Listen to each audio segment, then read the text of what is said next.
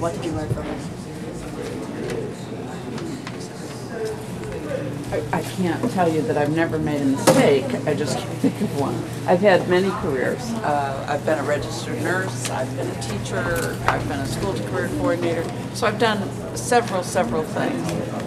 Road less traveled, bend in the road that I didn't take was probably to become a lawyer that my grandfather wanted me to become.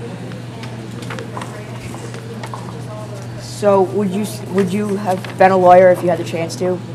No, I don't think I would have, which is why I didn't. I was very happy being a nurse, and I had the unique opportunity to combine both nursing and teaching, which were two passions of mine. Yeah, they probably helped out. Yeah. Pretty much it, right? Yeah. Thank you. Thank you.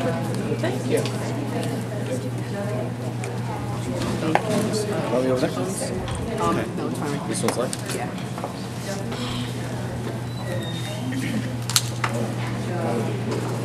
We would like to welcome our next guest, Dave Baker. He is a bank fraud investigator from People's United Bank in Wallingford, Connecticut. Welcome to our show, Dave. Thank you very much. Good morning. We'd like to thank you for taking the time to sit down with us this morning. During our interviews this year, we have realized that it seems most people have learned more not from their successes, but from their mistakes and failures. In your career, what is one big mistake or failure you have made, and what did you learn from it? I'm not sure I would call it a mistake or a failure, maybe not reaching a goal. And what I found during my career is that I've tried many different things, gone down many different avenues to try different types of jobs and things that I'm interested in. And what I found that, and I've incorporated that into my current job, is that I love teaching. And it's probably the one thing I probably should have pursued at some point and never did. And that's probably the only thing I look back and say, gee, I wish I had done more of that, because I enjoyed training. I trained bank investigators, I trained bank employees and tellers, and that's one thing I really enjoy about my job. What advice would you give? What advice would you give us as we try and set to strive for our goals? Go for it. Go for it. Don't hold back and don't listen to people who have negative criticism. The only way you're going to achieve what you really want in life is to try it. And there are all kinds of people that will say, no, you can't get there, or it's going to cost too much. Or everyone's got a negative opinion about what you can and cannot do. Go for it, try it. It's the only way you're going to know in your heart that you made an attempt. Whether it fails or succeeds, at least you know you gave it a shot. And you may be very surprised that you're very good at something, and everybody else may be surprised as well that you succeeded in what your goals were. And what goals do you still have?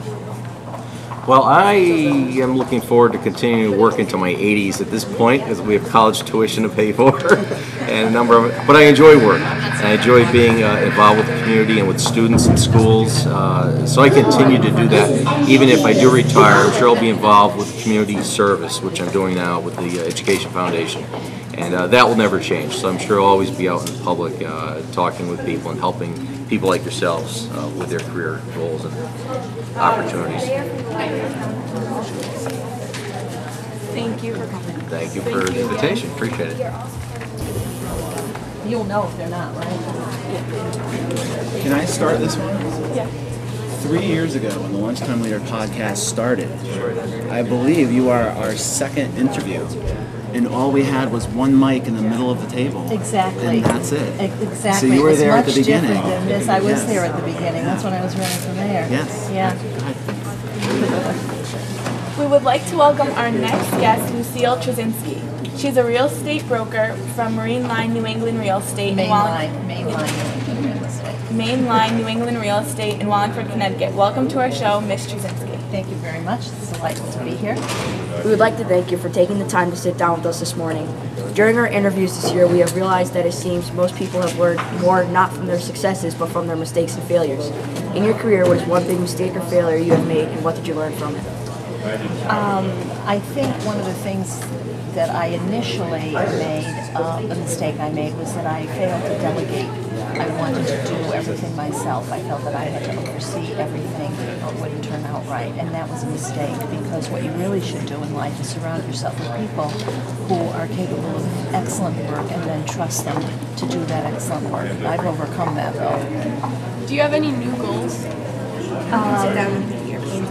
No, I have done many things in my life. I've been a teacher. I taught school for 18 years. I owned a restaurant, successful restaurant for 18 years, and now I've been a real estate agent for about 18 years, and now since 1998 a real estate broker, and I own my own company.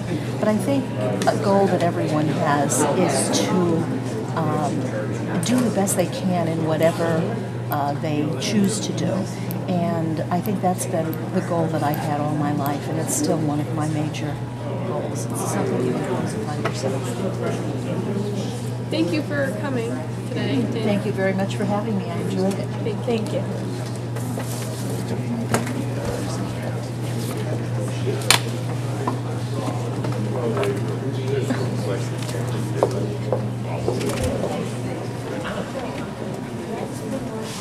We would like to welcome our next guest, Carissa Newbig. She is an administrator for insurance from Senior Neward Health in Cambridge, Massachusetts. Welcome to our show, Carissa. We'd like to thank you for taking the time to sit down with us this morning. During our interviews this year, we have realized that it seems most people have learned more not from their successes, but from their mistakes and failures. In your career, what is one big mistake or failure you have made, and what did you learn from it?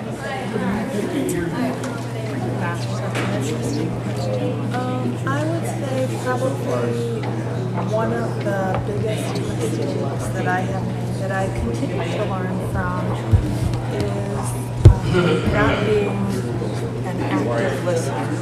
So that when someone else is talking, to make sure that as a leader I am engaged in listening to what they are saying, watching body language, listening to the words that they're saying, so that I can respond in an appropriate way versus letting your mind wander and predetermining what my answer might be.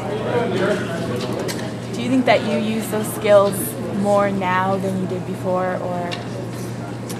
I think I work hard to remember to use those skills, and for example, I get to use them now with the Wallingford Education Foundation. I'm the chair of the grants committee, and so the mini grant says the grant that's allowing you to do this program that you're doing now.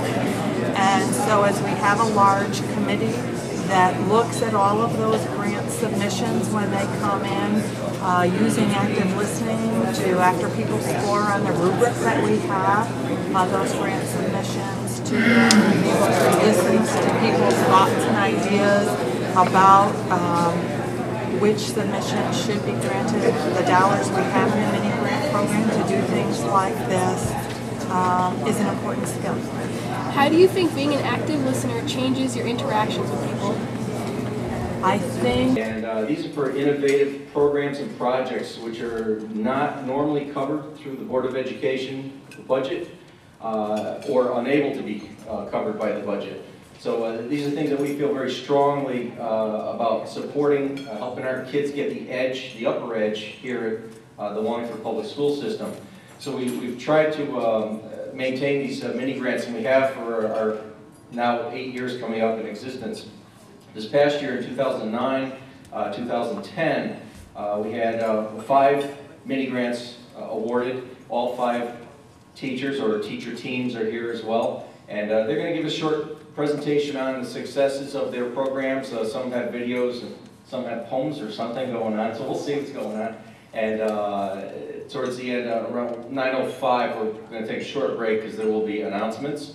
And we don't want to have to talk through that. And then we'll have the business portion of our meeting if you want to stick around for that. So let me first welcome Sal Menzo. Dr. Sal Menzo is the superintendent of schools here in Wallingford for a welcoming comment. Good morning. It is my pleasure to be here this morning.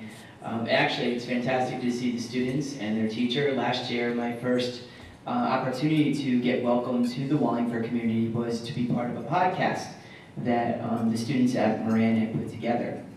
So we're very fortunate to have this program. We're very fortunate to have programs like that being supported by the Wallingford Education Foundation.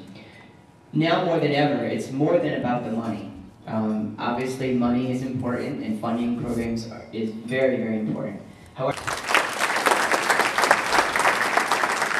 Thank you, Sal. Our first presentation is led by a teacher from Moran Middle School, Paul Bogish, and his Lunchtime Leader podcast team. Come on forward, guys.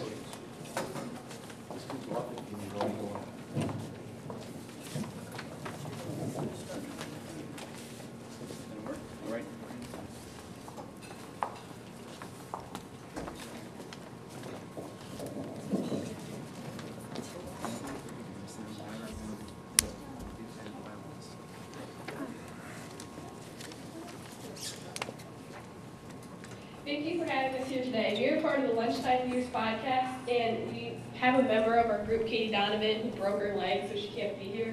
So Mr. Bogish will be filling in for her. I'm Rachel Zeeler. I'm Nicole Curran. I'm Jacob Dickinson. I'm Anna Esposito. I'm Michaela Pirelli. I'm Leah Myers. I'm Caitlin Kalla. I'm Paul Bogish, and you should know that when we found out this morning that Katie wasn't going to be here, I immediately said, well, I'll substitute for her. And there was this long pause. I thought immediately I would get, oh, great idea. No, but anyway. So Katie had the first spot. Thank you very much for having us here today. We are excited about sharing what we do. We are a part of the Lunchtime Leaders podcast crew. We interview leaders from across the world and post them as podcasts on our website. A podcast is a recorded audio track that can be listened to anywhere in the world by downloading it to your iPod-type device or can be listened to directly from your computer. It is a one-of-a-kind public school program that was, until last week, a group in California started a podcast modeled on ours and are even using the same name. Is there a lawyer in the room who can advise on the legality of that? We would like to take a few minutes and share with you what makes our program so unique. If you stop by our website, or do like most of our listeners do, listen to it from iTunes, you know that they all start off in a similar way. Hello, and welcome to the Lunchtime Leaders podcast. Today we are interviewing the Governor of Connecticut, Jody Bell. School psychologist from Prospect, Connecticut, Chris Applegar. Neurologist from San Diego, California, Dr. Daria Koskun. Best-selling teen author Kelly Armstrong. Entomologist, New Haven, Connecticut, Gail Ridge. Mediator and lawyer from Houston, Texas, Alvin Zimmerman. Director of the Edward Ziegler Center in Child Development and Social Policy, Walter Gilliam. International educator from Bangkok, Thailand, Kim Kofina. Chief of Staff for AT&T, John Sullivan. We generally start by choosing an occupation, then brainstorm people. Sometimes it is someone we are connected to. Sometimes it is someone we've heard about. And sometimes it is the result of research on the internet. We do all our scheduling and coordinate the interview with the person. That's right, a bunch of 14-year-olds are telling the leaders of million-dollar industries, nationally known mediators, and best-selling authors when they have to be ready, what questions they will be asked. And even get to politely redirect them when they talk way too much or give long-winded answers. Okay, we're still working on that one. So how do you tell the governor that she should stick to the question, right? We interview the people and broadcast the interview and video live over the internet. While we always walk into each interview with a predetermined set of questions, we also take questions live from anyone across the world who is listening and from our team members who may not be sitting at the table, but who are communicating with us through the laptops. It is in the beginning very nerve-wracking and scary. And Mr. Bogish can sometimes get mad when you ask the mediator, how do you prepare for meditation? Or when you introduce the entomologist as an anthropologist. Or when you schedule an interview for 10:30 and forget to tell the person that we are in a different time zone. But we learn from our mistakes and only grow stronger from them.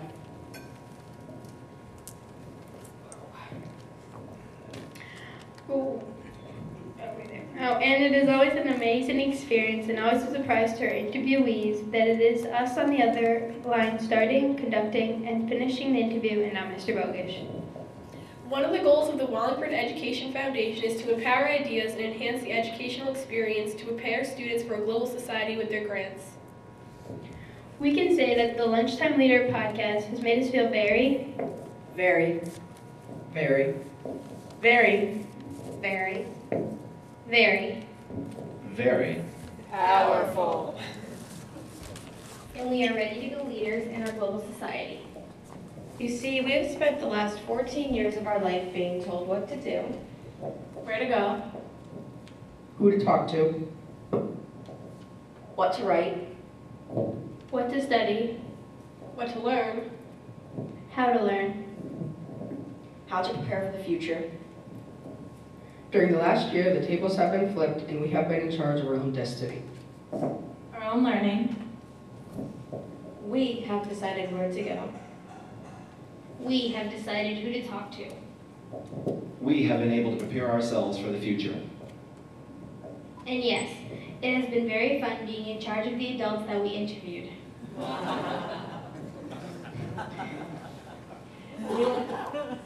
We will be ready for what the future throws at us because your grant allowed us to run a one-of-a-kind program that allowed us to become more confident, More sophisticated. More creative, more professional, More important, More intelligent. and we will be more likely to be hired by you in a few years when we come knocking on your door looking for a job. and we will be more likely to be hired by you in a few years when we come knocking on your door looking for a job. you already read that line. What he meant to say was that you will be more likely now to hire us, because if you don't, we now have the confidence not to just be an employee, but also your competition. If we can end on a very serious note, Thank you, Wallingford Educational Foundation. We appreciate your support. Thank you.